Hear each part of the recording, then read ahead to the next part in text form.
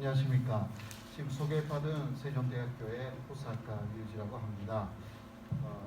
오늘 이렇게 뜻깊은 자리에 위장님을 비롯하여서 위원님들이 많이 오셨고요. 그리고 시민 대표 분들이 오셔가지고 또 시민분들도 많이 오셔서 대단히 고맙습니다. 그리고 지난 12일부터 12월 춘순천도까지 이 램지오 교수하고 관련이 되어 있는 사람들이 세종대 총무 앞에 나타나서 저를 한국에서 쫓아내겠다고 그런 시위를 했습니다. 그 사람 중에 리더가 이번에 램지오 교수를 취재한다라는 성명서를 하버드대에 보내기도 했습니다. 그래서 그 램지오 사태라는 것은 한국의 제가 말하는 신친일파하고도 굉장히 관련이 있는 내용이고 일본의 극우파하고도 관련이 되어 있는 미국, 일본, 한국의 그러한 극우 세력 극우는 아니고 한국에 있는 사람들은 친일파입니다. 사실 극우라고 하면 조금 극우 세력에 신뢰가 됩니다. 그렇게 말할 수밖에 없는데요. 그때 또 마 대표가 또 중심이 되어서 세종대 앞에서 한진구 시민 단체 대표들하고 함께 저를 취재하는 기자회견도 열어주셔가지고요. 그것이 상당히 저로서는 힘을 많이 얻을 수 있는 내용이었습니다. 그 사람들은 제가 2월 28일 그러니까 일주일쯤 전이죠. 전년 퇴직을 했습니다. 세종대를. 그것을 알으면서 마치 자신들이 쫓아냈다는 식으로 만들기 위해서 11월부터 2월 28일까지 즉 일주일에 한 번 세종대에 나와서 시위를 하겠다 이런 식으로 이야기를 했는데요. 저는 세종대에 그러나 전년 퇴임은 했지만 태우교수라는 그 직감으로 또 남았습니다. 학교 쪽에서도 제 여러 가지 권노를 인정해줘가지고 이거 이름 뿐인데요. 명예교수가 되기 위해서는 2년 좀 모자라서 대우교수라는 게 좀 있습니다. 그냥 이름 뿐이에요. 포스는 없습니다. 무보스예요. 그러나 일단 이름을 갖고 발동할 수 있는 그런 면에서는 상당히 고맙죠. 그리고 그 사람들의 위도는 좌절된 곳입니다. 제가 그런 면에서는 세종대에서 즉 교수 자리에 있기 때문에 그런 것입니다. 그때 많이 도와주셔가지고 대단히 고맙습니다. 자, 이 램지오 사태가 사실 시작은 일본의 극우파에서 시작된 것인데요. 이러한 내용들을 좀 그러한 일본 극우가 한국 그리고 미국에 무엇을 하고 있는지 이런 것을 먼저 말씀드리고자 합니다. 그러한 이야기를 하면서 위안부 문제의 본질에 대해서도 말씀드리겠습니다. 자, 먼저 한일 관계에서 위안부 갈등이라는 것은 옛날부터 좀 있었는데요. 그러나 그 시작은 아시다시피 김학순 할머니가 1991년에 자신이 일본군 위안부였다라는 것을 세계에서 최초로 공표하면서 시작되었습니다. 그때 김학순 할머니가 이야기를 했을 때 TV에서 일본의 젊은이들을 많이 팠다고 합니다. 그런데 일본 젊은이들은 과거의 일본의 역사에 대해서 아무것도 모른다 라는데 상당히 화가 나서 자신이 나가야 되겠다라는 결심을 했다. 당시 그러한 기자회견을 한 것을 제가 91년이었기 때문에 저는 88년에 한국에 와서 TV에서 봤습니다. 지금도 생생하게 기억하고 있고요. 이 김학승 할머니의 증언을 시작으로 위안부 문제라는 것이 본격화가 된 거죠. 아시다시피. 그렇게 해서 일본은 제조로는 위안부 문제가 일본이 만든 문제였다라는 것을 인정했습니다. 이게 고노 담화인데요. 고노 요헤이 관방 장관 탄시도 자민당 정권이었습니다. 그러나 탄시의 자민당의 촌리들은요 주로 온공 보수입니다. 아베 정권은 극우파인데요. 그러나 자민당 안에는 극우 세력하고 온공 보수 세력이 있어가지고 거의 45년 이후 쭉 온공 보수가 집권하고 있었습니다. 그래서 탄씨는 위안부 문제를 진지하게 생각하여서 고노 담화를 발표를 한 거죠. 쉽게 말해서 고노 담화는 위안부를 강제 연행했다라는 것을 인정하고 그리고 사죄를 했습니다. 이때는 그러니까 자민당 온건파의 견해가 그렇게 나온 것입니다. 그러나 자민당 안에 극우파라든가 제야에 있는 극우 세력은 이 고노 담화에 반발하기 시작합니다. 탄씨는 한국에서 볼 때는 고노 담화만 보이는데 그러나 일본 내에서는 무릎 밑에서 반발이 시작되고 있었습니다. 벌써요. 그 다음에 1995년이 돼가지고 탄씨의 일본의 촌리가 무라야마 도미이치라는 촌리였습니다. 이 사람도 사회당에서 나온 촌리였습니다. 그래서 무라야마 촌리는 1995년에 45년부터 50주년이다 라고 하여서 세계 앞에 일본의 과거에 대해서 사죄를 했습니다. 식민지 지배가 잘못되어 있었고 그리고 일본은 침략 전쟁을 감행했다. 이러한 두 가지를 사죄를 했습니다. 그러나 역시 자민당 내의 극우파들은 여기에 대해서도 반발을 하기 시작한 것입니다. 그래서 일본의 극우파 그리고 특히 자민당 내의 극우파는 고노 담화하고 무라야마 담화 이 두 가지를 부정하기 위해서 이때부터 움직이고 있었던 것입니다. 아까도 이야기했지만 그러나 표면적으로는 상당히 양심적인 정치가들이 좋은 성명을 냈다. 그렇게만 한국에서는 인식을 했습니다.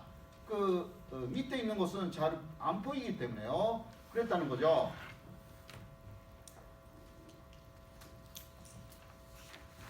그렇게 해서 움직임의 중심에 아베 신조가 있었습니다. 탄씨는 아직은 젊은 국회의원이었어요. 네, 그러나 아베 신조는 특히 위안부라는 사실은 역사적인 사실이 아니다 라고 해서 교과서에 실린 위안부 문제를 모두 삭제해라 라고 교과서 집필자를 부르면서 계속 요구를 하기도 했습니다. 결론이 아베 정권이 된 것이고요. 그러나 탄씨는 자민당 안에서도 온건적인 보수파가 대세였습니다. 그런데 그 이후 자민당 안에서도 극우파가 추세가 됩니다. 그런 좀 변화가 있었는데요. 특히 이러한 위안부 문제를 부정하기 위한 단체가 생깁니다. 이게 자민당의 후원으로 생긴 것이 먼저 새 역사 교과서를 만드는 모임, 혹시 기억나시는지 모르겠어요. 한국에서도 당시 많이 뉴스가 됐습니다. 그리고 또 일본 해위라는 극우 단체가 창설됩니다. 그 사람들의 목표는 일본인들이 과거의 역사를 반성하는 것은 이것은 필요 없다, 이러한 이야기를 하기 시작합니다.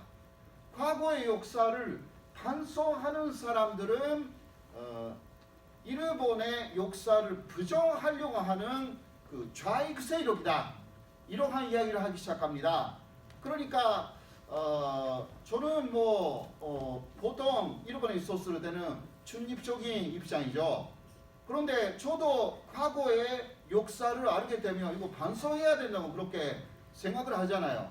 그런데 일본의 극우파들은 그러한 과거의 일본 역사를 반성하려고 하는 사람들은 좌파다, 그런 식으로 정치적인 논리를 고내기 시작합니다.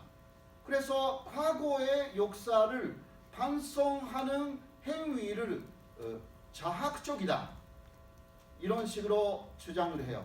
자학사관이다, 네, 그런 식으로요. 그렇게 해서 역사적인 문제를 정치적인 문제로 엮어서 과거를 반성하는 사람들은 공산주의자다, 이런 식으로 갔습니다. 현재 어디 나라하고 좀 비슷하죠. 네.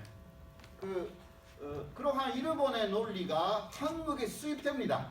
그 이후에요. 자, 일본 해위는 위안부 부정의 선봉에 섰습니다.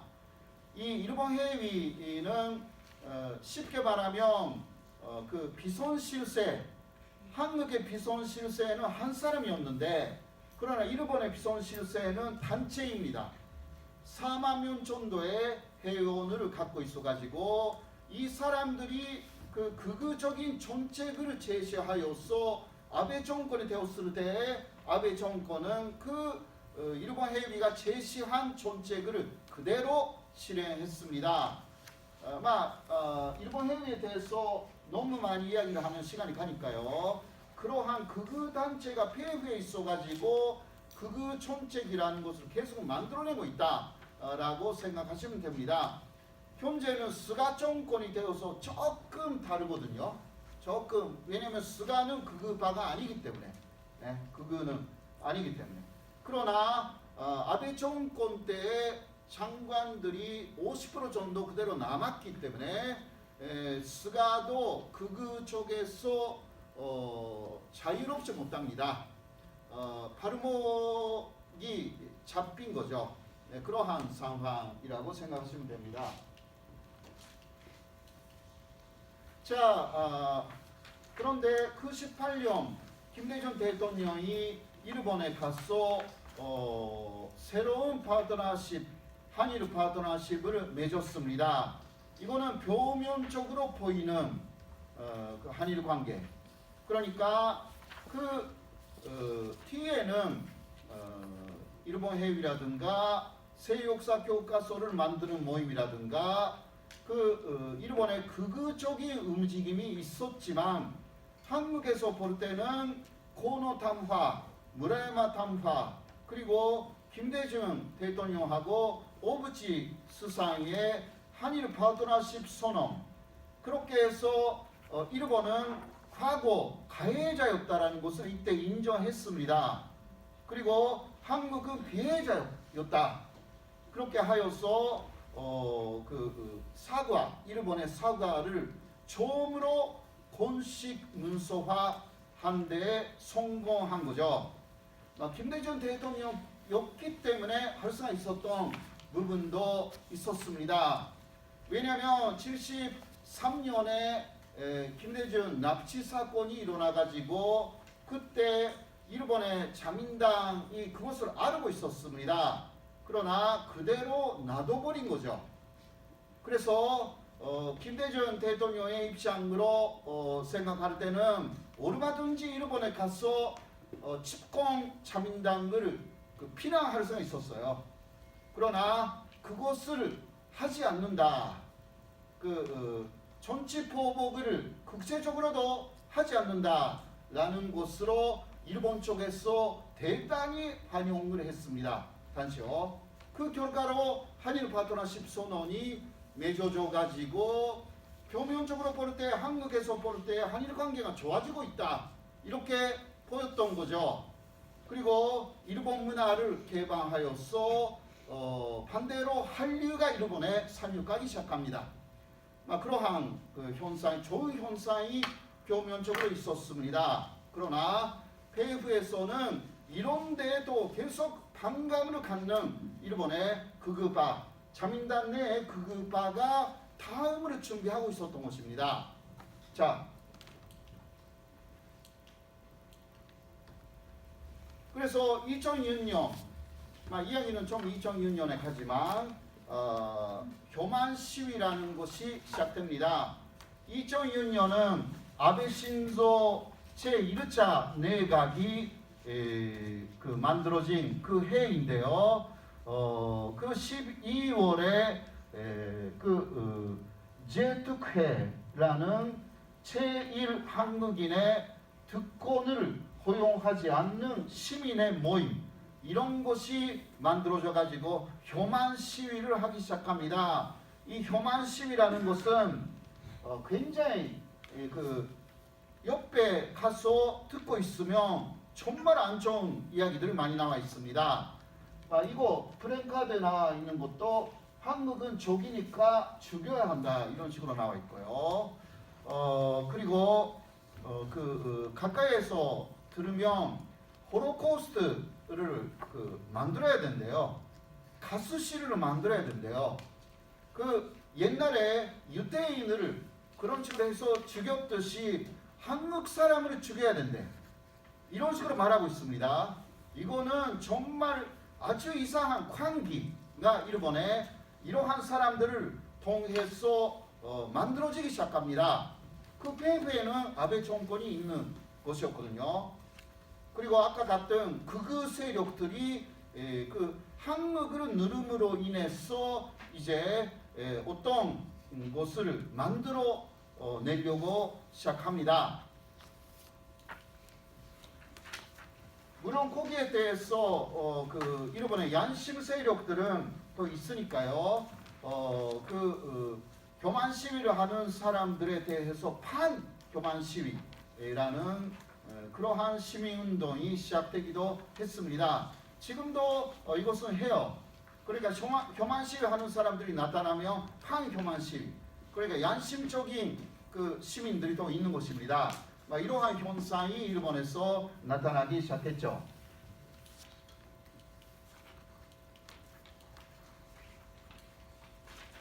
자, 일본의 소족에 혹시 가신 분이 있으면 보셨을 겁니다. 교만 소족들이 굉장히 많이 진열되어 있습니다. 그리고 교만 소족들이 많이 팔려요. 이상하게요. 자, 일본의 교만 세력들은 얼마나 있을까요? 어느 정도 있다고 생각하십니까? 몇만 정도? 몇만 명 정도? 자, 일본의 인구가 1억 2,600만 명입니다. 그 1%이면 어느 정도가 될까요? 120만 정도가 되죠. 그러나 1%만 있어도 120만 명 많죠. 그러니까 교만 소적을 일본에서 내면요, 교만 세력이 1%라고 해도 120만 부 정도 팔리는 거예요. 반일 전적지휘가 일본에서 40만 부 팔렸습니다. 그거는 적게 팔렸어요. 다른 교만 소적들은 70만, 80만, 90만 부 팔려요. 그러니까 대충 120만 정도 있다라는 것을 알 수가 있습니다. 그것도 그냥 1%예요. 그런데 1% 1%라고 해도 숫자가 많으니까요. 일본의 인구가 많으니까. 그래서 이게 문제가 되는 것입니다. 그리고 또 그러한 120만 명을 대상으로 소요. 이것은 비즈니스입니다. 잘 팔리니까. 돈을 벌기 위해서 예를 들면 돈을 벌고 싶으면 일본에 가서 교만파가 되면 돼요. 그 120만 명을 대상으로. 네. 교만 유튜버도 많습니다. 그 한국 사람의 교만 유튜버가 유명해요. 일본에서. 네. 이상하죠? 그게 비즈니스예요. 태국에 사는 어떤 사람이 일본에서 신시아비라는 이름으로 책을 계속 내고 있어요. 태국의 치과 의사였대요. 2년 전에 태국으로 돌아서 그 도쿄에 가서 집비를 활동을 시작합니다. 그렇게 해서 내는 책이 다 50만 부 이상 팔렸어요. 7권 정도 냈는데. 그런데 그게 일본 사람이 한국 사람 행세를 하고 쏟다. 그러한 소문이 났거든요. 네, 어떤 방송국에서 저에게 이게 진짜 일본 사람이 쏟는지 알아봐 달라고 해서 책을 저에게 줬어요. 네, 그 책을 제가 분석했습니다. 결론, 완전히 한국 사람이 썼어요. 이유가 뭐냐? 한국어가 많이 나와 있어요. 그 한국어의 뉘앙스, 일본이 저도 아직 모르는 한국어의 뉘앙스까지 다 설명하고 있어요. 그러니까 이게 한국 사람이 아니면 쓸 수 없습니다. 물론 일본말로 되어 있지만 이런 것은 다 번역하면 되는 것이기 때문에요. 그러니까 그러한 이상한 한국 분들이 조금 현재는 나타나기 시작했다. 한국 안에서도 신친일파라는 사람들이 나타나기 시작했다. 라고 할 수가 있고요. 자, 그런데 일본에서는 아까 이야기했듯이 그 위안부 문제가 고노탐화로 인해서 그 13년 이후 일본의 중학교 교과서에 모두 위안부 문제가 실렸습니다. 그런데 아베 정권이 특히 2012년, 이것은 2014년의 사건인데요. 2012년 12월부터 2차 아베 정권이 됐습니다. 그때부터 아베 정권은 고노탐화를 무력화시키는 작업에 본격적으로 들어갔습니다. 그리고 일본 안에서는 아사히 신문이 유명하잖아요. 진보계 신문으로 마이니치하고 아사히 진보계잖아요. 특히 아사히가 진보계입니다. 그 아사히가 계속 위안부 문제를 보도했습니다. 아베 정권은 그 아사히신문을 공격하기 시작했습니다. 아사히신문은 확실하지 않은 위안부 문제에 대한 가짜뉴스를 보도했다. 이런 식으로 하여서 결국은 하나의 사건은 확실하지 않은 내용이었어요. 그것을 몇 번이나 테이프해서 보도했다라는 것으로 아사히신문이 사과하게 됐습니다. 그렇게 해서 몇 년간에 걸쳐서 나왔던 기사를 취소합니다. 이러한 사건이 있어가지고 이제 아베 정권은 위안부 문제, 그것은 위안부 문제의 극히 하나의 사건이었어요. 약간 확실하지 않은 증언을 사실인 것처럼 보도했다, 이러한 내용이었는데요. 전체 위안부 문제가 아닌데도 하나가 이렇게 되면 위안부 문제 전체가 흠집이 있듯이 인식되기 시작되는 것입니다. 현재 한국에서도 약간 비슷한 사건이 일어났잖아요. 그거는 정 의원의 회계 비리 사건입니다. 네, 그러니까 상당히 여러 가지가 연동되어 있는 거예요. 일본에서 선고한 것은 한국에서도 해요. 여기로 되어 있습니다. 이런 것들이.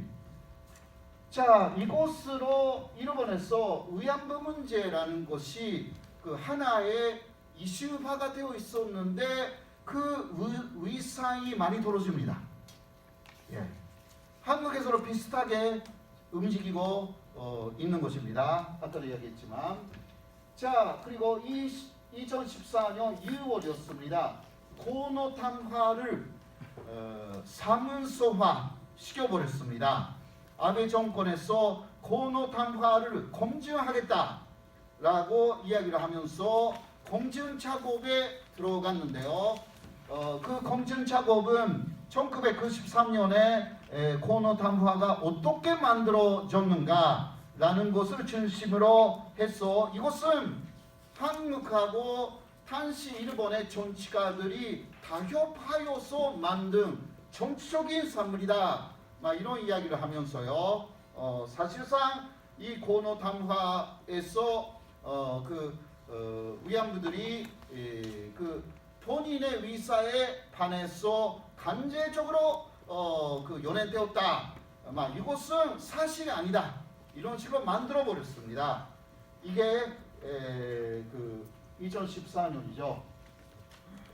그래서 역대 일본 수산들이 반드시 8월 15일에는 고노 담화하고 무라야마 담화를 개수하겠다. 이런 이야기를 했는데 그 두 가지가 사라집니다. 아베가 되어서는 절대 말을 안 하게 됐죠. 그러한 그러니까 정치적으로 계속 위안부 문제를 죽이는 곳입니다. 왜 그럴까요?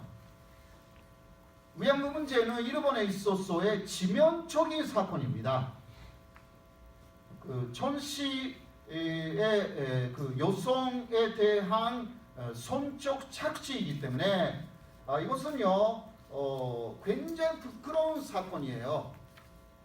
그렇기 때문에 일본 극우의 목표는 일본군의 부활입니다.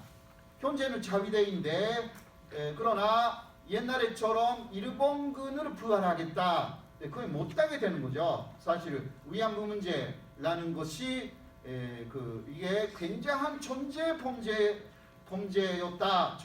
범죄였다. 라고 하면 특히 일본에 많은 사람들이 양심적인 사람들도 많지 않습니까? 그러니까 일본군으로 다시 부활한다라는 것에 동의하지 못하게 됩니다. 마지막은 헌법을 개정할 때의 국민투표니까요. 그래서 극우의 목표는 하나는 일본군 부활이기 때문에 거기에 장애 요소가 되는 위안부 문제라는 것은 철저하게 진실을 왜곡시켜야 한다. 이렇게 움직이고 있는 것입니다. 그게 한국에서도 오고 있어요. 네. 자, 한국의 상황. 지금까지 조금 이야기를 했지만 이게 아시다시피 수요 집회입니다. 전대협 그리고 지금은 정의원이라고 하죠. 이 단체가 상당히 노력을 해가지고 사실 위안부 문제는 세계화가 됐습니다. 세계 많은 나라가 위안부 문제에 관심을 가졌고 일본에 의한 성노예 문제 이런 식으로 인식하기 시작했죠. 그거는 정의원 전대협의 노력의 결과라고도 할 수가 있는 것입니다. 그래서 말하자면 전대협, 정의원의 권위를 실질시키면 되는 거죠. 그러한 사건이 일어났습니다. 바로 친하게죠. 전대협, 정의원 그리고 윤미향 의원의 비리 사건이 터졌습니다. 이것은 여러 가지 요인이 있었지만 결과적으로 이것으로 한국 국내에서의 위안부 문제를 추구하는 그러한 통력이 약해졌습니다.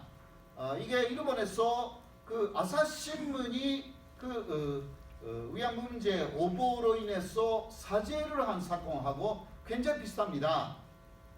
자, 거기에도 반일 존적주의 책이 발간됩니다. 이거 2018년이었죠. 2019년 7월에 한일 전족실. 이게 특권이 나왔죠. 자, 이용근 전 서울대 교수라든가 이 의원이라든가 이러한 사람들이 6명 정도가 초장화되어 있는데요. 이 의원 씨라든가 이런 분들은 그 뉴라이트 계열입니다. 뉴라이트.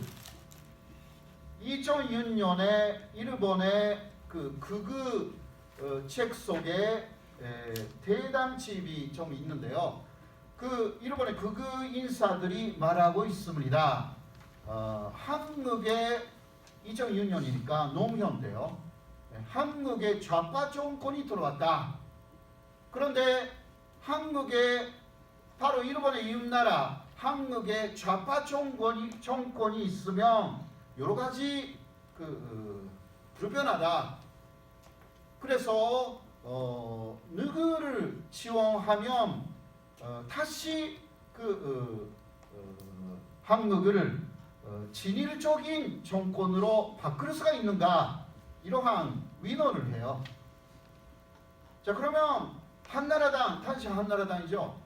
네, 지금은 국민의힘이지만 한나라당을 지원하면 되느냐? 그런데 사람들이 말합니다. 한나라당도 기대할 수 없습니다. 결국은 노무현 정권하고 여러 면에서 비슷합니다.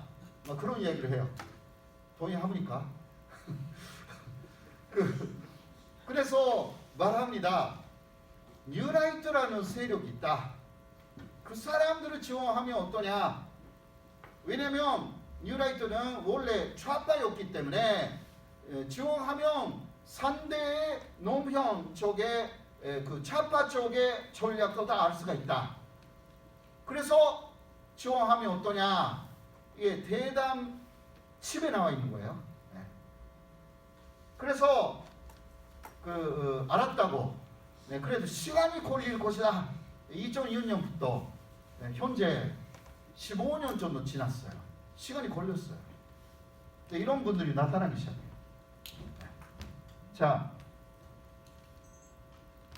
거기에 또 한일 전적주의를 비판하는 책들이 더 많이 발간됩니다.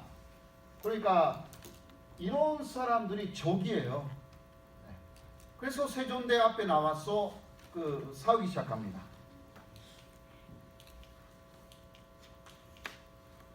바로 이게 이간질, 한일 간을 이간질하는 그것을 중단하고 한국으로 떠나라. 저에게 이렇게 나왔어. 이게 또 일본말 있죠. 일본말. 왜 일본말이 있습니까? 제가 일본 출신이니까 일본말이 있는 건가요? 아니죠. 저는 여기에 뭐 30년 이상 있으니까 한국말 다 알 수가 있는데 왜 일본말을 썼을까요? 이 사람들의 시위는 주가도 일본의 극우 사이트에 올라갑니다. 일본 쪽의 극우 사이트. 그러니까 일본말이 있어야 일본의 극우파들이 무엇을 하고 있는지 이해가 되니까. 그렇게 연결되기 시작합니다. 자, 일본 한국은 그런 식으로 지금 움직이고 있고요. PF에는 일본 극우가 있습니다. 자, 램지오 교수에 대한 램지오 교수의 논문은요, 언제까지 심사를 할까요? 그거 혹시 아세요? 보도가 있었습니다. 언제까지 이게 2월 초부터 시작됐잖아요. 한 달 반 정도가 됐어요. 자, 언제까지 학계지에서는 조사를 한다고 해놓고 언제까지 할까요? 3월 말까지라고 합니다.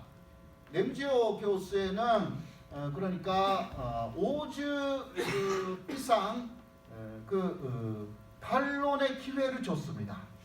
반론의 기회를.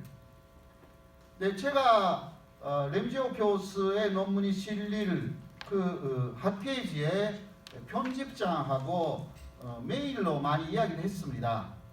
에릭 헤란드라고 하는 편집장인데 그 사람이 대체 이렇게 말합니다. 한국에서 보도가 된 거하고 조금 다르거든요. 그 사람은 그 굉장한 비판이 지금 들어와 있다. 그렇지 않습니까? 세계 학자들이 지금 그 3.년, 4.년 정도가 반대 그 소면서에 소명을 했고요. 그리고 매일같이 어딘가에서 비판 소리가 나옵니다. 그런데 이렇게 말하는 거예요. 그렇게 말하는 사람들은 사실상 아무것도 모르면서 하고 있다. 자신은 불쾌하다. 그러니까 램지오에게 반론의 기회를 주는 것이다. 그런데 거기서는 여러 명 정도의 세계 학자들에게 반론 논문을 달라고 했어요. 그 중에 제 논문이 들어가 있습니다. 거기 하나 보냈거든요. 네. 그 안에 요새 조금 발생된 그 손매매 계약을 맺었다고 하는데 조선 여성하고 업자들 사이에 손매매 계약서 자체가 없다라는 내용. 이런 거 저도 썼습니다. 다른 교수들도 아마 썼을 텐데요. 위안부 문제의 문제점은요. 좀 이따가 제가 이야기를 하겠습니다. 자, 미국 쪽의 움직임이에요. 일본 극우의 마지막은 그러니까 일본하고 한국을 무너뜨리고 마지막은 그 미국이에요. 왜 그렇습니까? 자, 1996년이었습니다. UN 인권위에서는요, 그마라 스와미라는 이분인데 이분이 그 보고서를 썼습니다. 위안부 문제에 관한 보고서입니다. 그렇게 해서 결론으로 그마라 스와미 보고서가 채택돼 가지고 이제 위안부 문제라는 것은 일본군에 의한 선노의 문제다. 이렇게 결론이 납니다. 이게 유엔에서의 견해입니다. 현재까지 그대로입니다. 자, 그리고 1998년 2월이었습니다. 유엔에서 역시 인권위원회에서 그 맥두갈 보고서가 채택됩니다. 이것은 위안부 문제에 대해서 일본 정부는 사죄하고 보상을 해야 된다. 이러한 내용이었습니다. 이게 일본 정부로서는 굉장한 부담인 거죠. 물론 유엔의 인권위의 결의라는 것은 후속력도 없습니다. 그러나 대단한 권위가 있죠. 자, 일본의 목표는 일본 내에서는 일단 위안부 문제가 이게 손해가 아니다. 이런 식으로 여론 조작에 성공했습니다. 한국에서는 아직은 성공 못했어요. 한국인의 거의 95% 이상은 그래도 위안부 문제는 일본의 범죄다. 이러한 그 천서가 있습니다. 그러니까 여기서는 그 논리적으로 선노예가 아니다 라는 반일 전적주의라든가 그런 신친일파를 키우는 방향으로 이제 그것을 본격화시킨 것입니다. 일본 쪽에서요. 그리고 마지막은 미국하고 유엔이에요. 이 견해를 바꿔야 되는 것입니다. 왜냐하면 이 사람 누군지 아시죠? 네. 마이크 혼다, 미국의 일본계 3세 국회의원이잖아요. 이 사람이 주도해가지고 이거 위안부 문제가 미국 의회에서 그 선노의 문제로 수용돼가지고 일본에 대해서 사죄를 촉구하는 결의안이 미국 의회를 통과한 것입니다. 이게 쭉 이러한 역사가 있습니다. 오바마 대통령이 그러한 일본에 대한 그 위안부 문제 사죄를 촉구하는 법안에 소명까지 했습니다. 그래서 미국의 기본적인 입장은 위안부 문제는 선노의 문제다. 이번에도 그 바이든 대통령 측에서 위안부 문제는 끔찍한 전쟁 범죄였다. 이러한 이야기가 나왔습니다. 그거는 민주당이 더 강합니다. 공화당보다요. 이런 게 기본적으로 미국 자체가 이러한 생각을 갖고 있으면 이게 세계가 바뀌지 않는다. 유엔도 안 바뀐다. 이게 일본의 또 인식이에요. 일단 일본을 바꾸고 한국에서도 강력한 이론을 말하는 뭐 이상한 이론이지만 그것을 말하는 사람들이 생겼고, 그러니까 마지막은 미국이다. 유럽은 거의 일본은 포기했어요. 유럽은 어려워요. 독일이 있기 때문에. 예. 그래서 베를린 미테그의 소녀상 그것은 제거하려고 했지만 완전히 실패를 했죠. 일본이. 그거는 유럽에서는요. 그 위안부 문제가 일본의 전쟁 범죄다라는 것을 많은 교수들이 이야기를 합니다. 반대를 말하는 사람들이 거의 없어요. 유럽은 역시 독일이 있기 때문에 그러한 영향력이 커요. 그러나 미국은 사실 일본에 돈이 많이 들어갔기 때문에요. 좀 바꿀 수가 있다고 생각하는 거죠. 미국이나 또 미국이 주도하는 유엔 이런 데 지금 일본 쪽에 목표가 있습니다.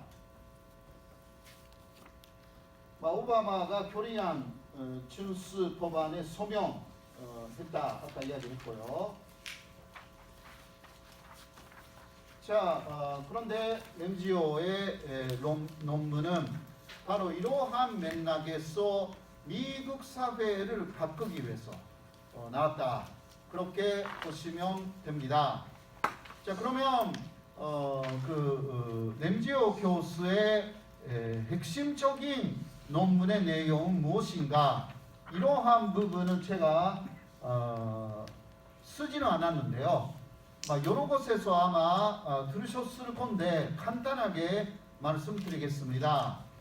먼저 램지아 논문의 핵심은 여성들하고 모집업자들이 계약을 맺었다. 여기에 있습니다. 그 계약은 일반적인 계약이 아니라 서로가 서로를 이해하기 하면서 자신들의 원하는 것을 다 말하면서 합의를 한 계약이다. 이러한 이야기를 합니다. 이게 게임 이론이라고 합니다. 게임이라는 것은 하나의 어떤 목표를 달성하기 위해서 양쪽에서 게임 하듯이 이야기를 하고 그쪽은 수용하거나 코브하거나 하잖아요. 그러면 이쪽에서는 또 다른 이야기를 하고, 이게 게임처럼 해서 마지막에 합의에 이른다. 이러한 게임 이론. 그래서 여성들은 자발적으로 자신의 의사로 계약 내용까지 결정하면서 업자들하고 함께 그렇게 해서 선매매 계약을 맺은 것이다. 이렇게 이야기했거든요. 그러나 문제는 그러한 실제는 없는 거죠. 논리뿐입니다. 이론뿐이다. 그래서 세계 많은 학자들, 저도 그렇고요. 이거는 역사적인 사실을 제시하지 않고 논리만 먼저 말하고 있다. 이렇게 비판을 해요. 그거는 누구나 알아요. 그 논문을 읽으면요. 그렇게 먼저 설명되어 있어요. 자, 그러면 뭔가 역사적인 사실을 이야기해야죠. 근데 그게 없는 거예요. 그게 그 게임 이론을 그런 식으로 설명하면서 이게 위안부 문제다. 그렇게 시작돼요. 그리고 또 램지오 교수는 당시 1930년대까지의 일본 내의 매칭 매칭업에 대해서 설명합니다.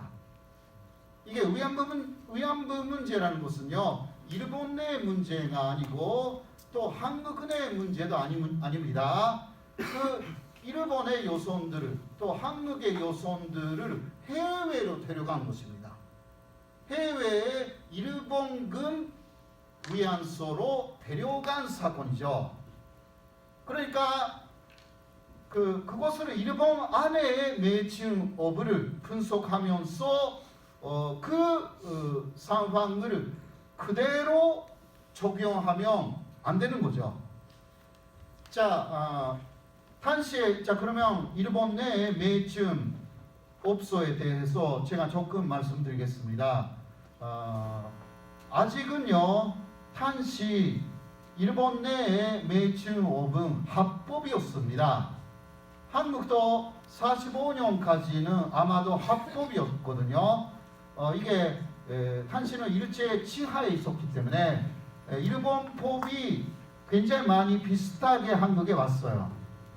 그래서 45년까지는 매춘이 합법이었고 공인된 매춘부들이 있었습니다. 일본도 한국도요. 한국은 많지는 않았지만 일본은 굉장히 많았어요. 네. 자, 여성들이 공인된, 그러니까 불법 매춘하면 안 되고요. 이게 공인된 매춘부가 되기 위해서는 치욕의 허가를 얻어야 됩니다. 공인된 매춘부가 나는 되겠다라는요. 그러나 그 이전에 그러한 업주들하고 계약을 맺어야 돼요. 이게 매춘부 계약입니다. 당시의 말로는 창기 계약이라고 합니다. 창기.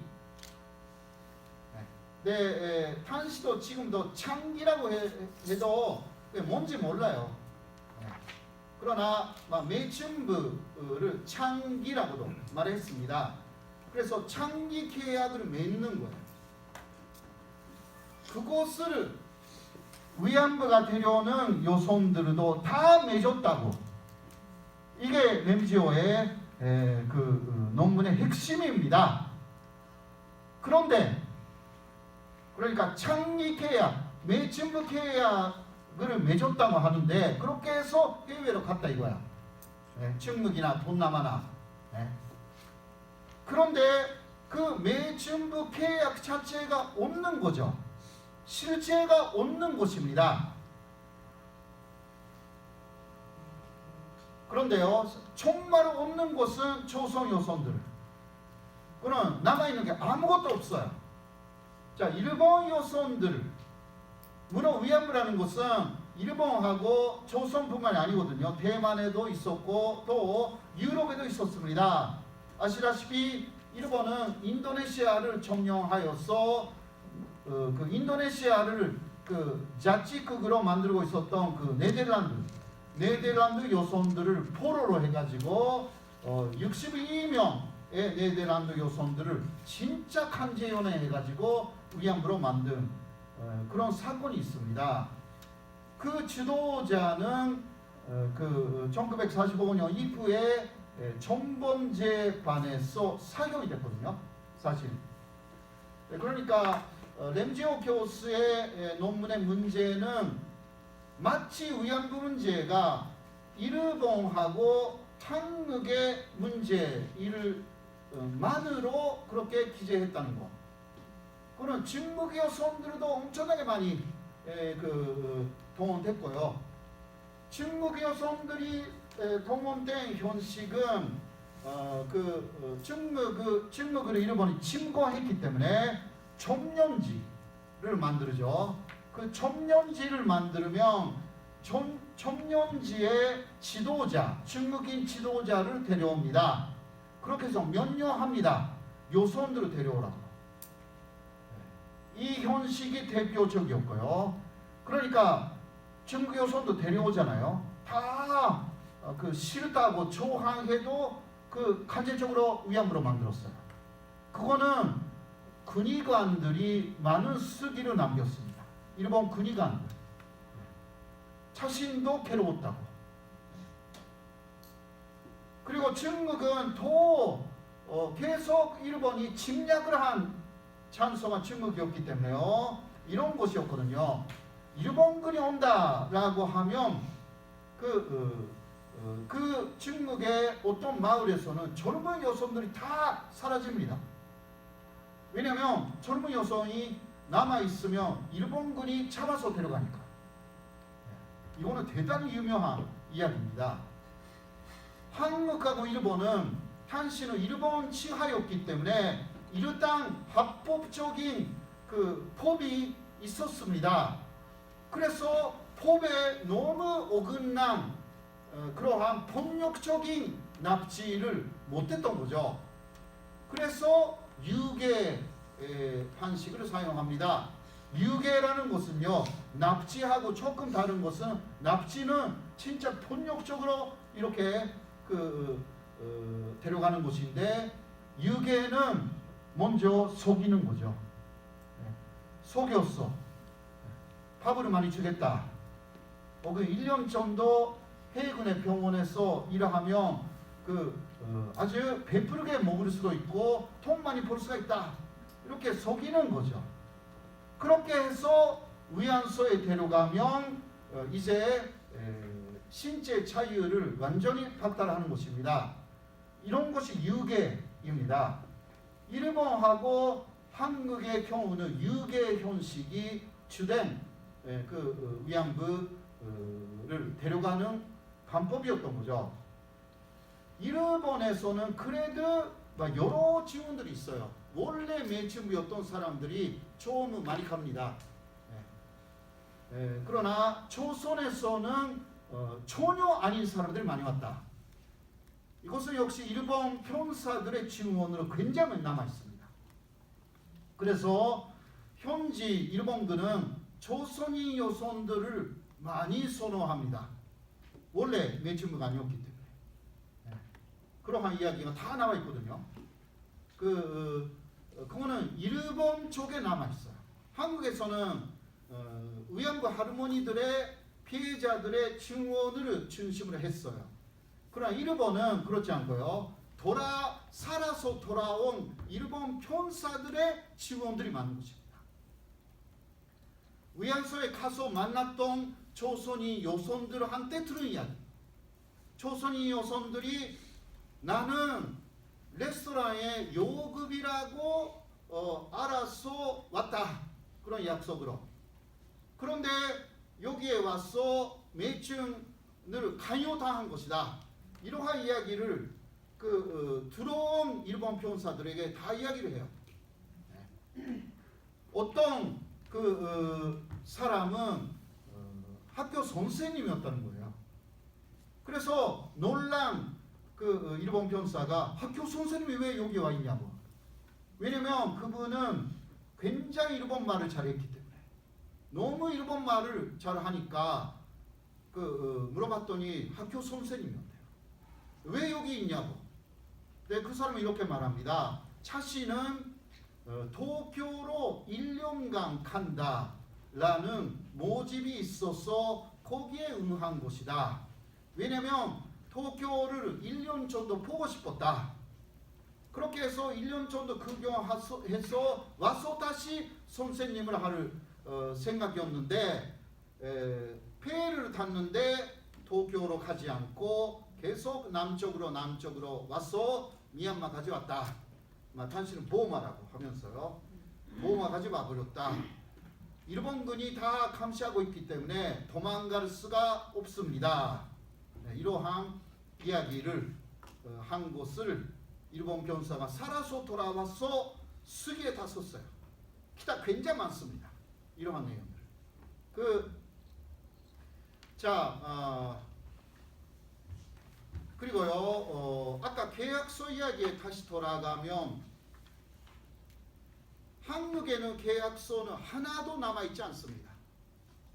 자, 그런데 일본 여성에게 제시한 계약서에 양식이 하나 남아있어요. 자, 그 계약서를 보면요, 그게 매춘 계약서가 아닙니다. 그러니까 매춘 계약서라는 것은 장기, 당신은 장기가 됩니다 라는 거, 나는 장기 사업을 하겠습니다 라는 데 서명해야 돼. 이것이 바로 매춘 계약이에요. 당시 일본에서는 그렇게 했어요. 그런데 남아있는 계약서 양식은 좁대부 계약입니다. 좁대부, 그러니까 스루좁대를 하는 좁대부 계약. 그래서 해외로 가는 일본 요손들도 매춘 계약은 맺지 않았습니다. 좁대부 계약입니다. 그런데 좁대부라고 하면 그건 매춘부 아니냐? 네, 그건 아닙니다. 네. 당시 일본에서는 스루좁대부 하고 그 찹부라고 했어요. 당시. 네. 스루좁대부하고 매춘부는 완벽하게 구별이 되어 있었어요. 계약서도 다 달랐습니다. 그런데 위안부가 되는 요손들을 그러한 좁대부 계약을 맺고 데려간 그러한 정황 좀 있습니다. 다른 계약 형태로 많이 있었거든요. 증언에 의하면 아까처럼 요급으로 계약했다라는 것도 많았습니다. 그러나 요급 계약 같은 것은 안 남아 있는 거죠. 계약서 자체가.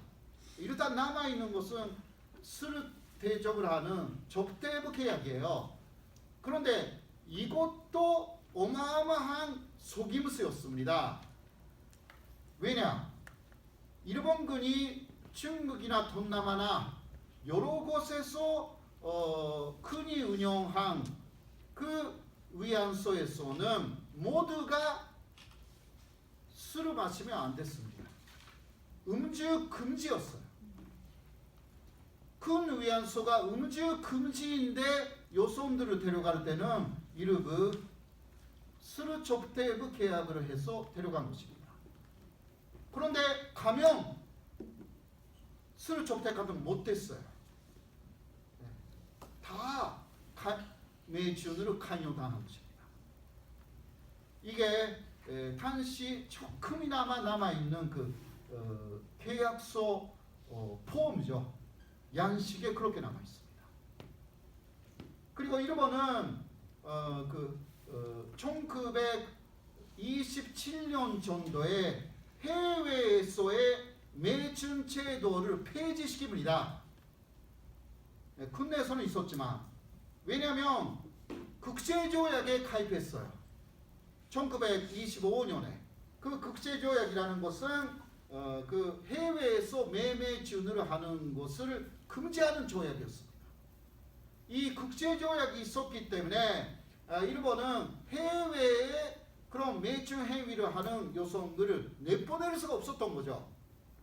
그래서 실제로는 그렇게 그 위안부로 만들어 버리지만 실제로는 계약상으로는 다른 계약으로 다 면목을 만들어서 보낸 것입니다. 이게 위안부 문제의 특히 일본하고 조선의 위안부 문제의 핵심적인 내용 모두 속인 것입니다.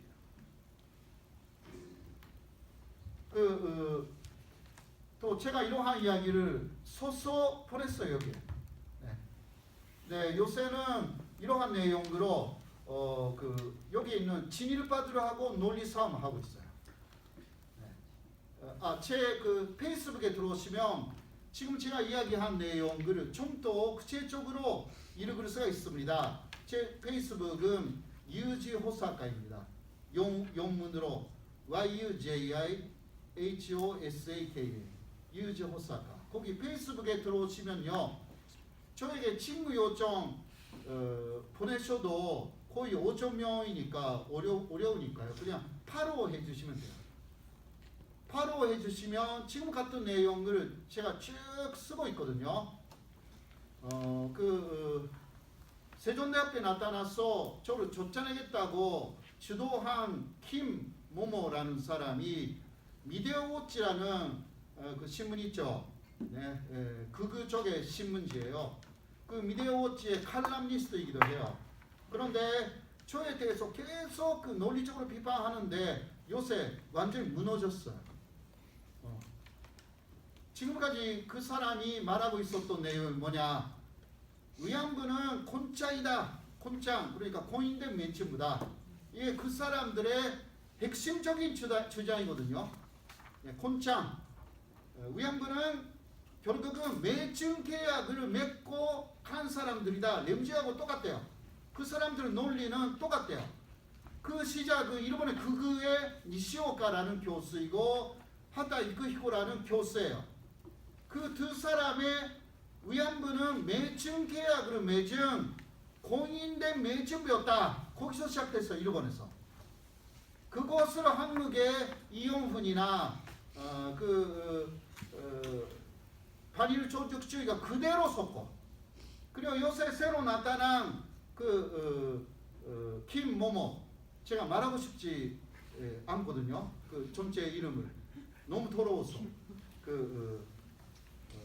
그런 사람들이 똑같은 말 하고 있는 거야. 그런데 제가 이러한 그때는 해외에 보낼 때는 스르 접대으로 보냈다 이 이야기를 하기 시작해가지고 지금부터 제시하니까 무너지기 시작해. 논리가 그 사람들의 핵심적인 논리가 지금 무너지고 있거든요. 아무튼간에 이 논리상 대단히 중요합니다. 앞으로 지금요 한국의 그러한 친일파하고 일본 쪽의 극우가 5주 동안에 3월 말까지 렘지오를 논리적으로 또 지원하고 있습니다. 예를 들면 그 사람들은 일본군은 강제 연행을 하지 않았다. 그렇게 해서 그럴듯한 자료를 가져옵니다. 네. 위안부로 온 여성들에 대해서 아주 자료해주고 옵자들이 굉장히 강제적으로 데려왔는데 그 사람들 아주 상냥하게 대해줬다고 합니다. 뭐 그런 자료를 내놔요. 그런데 그 사람들이 이용한 자료의 다른 부분에서는 간제적으로 진짜 데려온 여성들을 또 그대로 현지에서 강제적으로 위안부로 만들어내는 그러한 내용들이 나와 있습니다. 그러니까 현재는 한국에서 보면 말이 안 되는 것을 그 사람들이 하고 있다라고 하는데 그래도 위안부 문제에 대해서 잘 모르는 사람들이 극우 쪽에 일본 극우나 한국의 진일파 쪽의 이야기만 쭉 들으면 믿게 되거든요. 이것을 막아야 되는 것입니다. 현재는 그런 식으로 움직이고 있습니다. 앞으로 렘지오 같은 사람이 더 나옵니다. 렘지오도 첫 번째가 아니고요. 2년 전에는 마이클 양이라는 저널리스트가 책을 썼어요. 위안부는 매춘부였다. 그러나 저널리스트였기 때문에 그렇게 파급적인 효과는 없었습니다. 일본의 산케신문하고 함께 냈어요. 그 사람이 미국에서 책을, 일본에서 책을, 한국에서는 안 냈어요. 또 한국에서는 비슷한 시기에 반일 종족주의가 나왔어요. 그런 식으로 지금 순환되고 있는 것 같습니다. 그래서 아마 이거 일본 극우하고 다 연결되어 있습니다. 이러한 이게 The Live라는 데 나가서 제가 이야기한 내용 보신 분들도 있을 겁니다. 니폰 재단이나 토요타 재단 이런 돈들을 다 갖고 있는 거죠. 이 사람들이 왜 친일을 행락을 하느냐? 돈이 어마어마하기 때문에. 여기서 예를 들면 어떤 연구를 할 때 1,000만 원 준다. 일본에서 같은 연구를 할 때 1억을 줘. 이 돈 때문에 미치는 사람 미치는 거예요. 영어권을 파는 거죠. 그렇게 돼 있습니다. 그래서 통포는 반포 가장 쉬운 곳 친일파가 됩니다. 옛날에도 지금도 비슷해요. 아까 이야기했습니다. 일본 극우파들의 목표, 뭐 이제 시간이 없으니까 먼저 첫 번째는 이러한 글을 45년까지의 그 극가문수로 다시 돌리는 것입니다. 자, 위안부 문제가 고지면 고질수록 당시의 위안부 문제의 최고 책임자는 이르완이었어요. 왜냐하면 당시 일본이라는 나라는 그 크조가 현재 크조하고 좀 달랐거든요.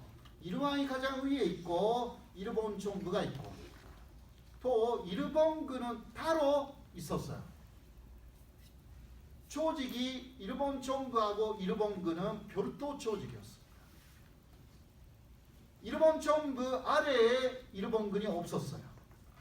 현재 자위대는 일본 정부 아래 있잖아요. 그러나 당시는 황군이라고 했어요. 초나의 군대라고 하면서 이러한 직속 부대가 바로 일본군이었습니다.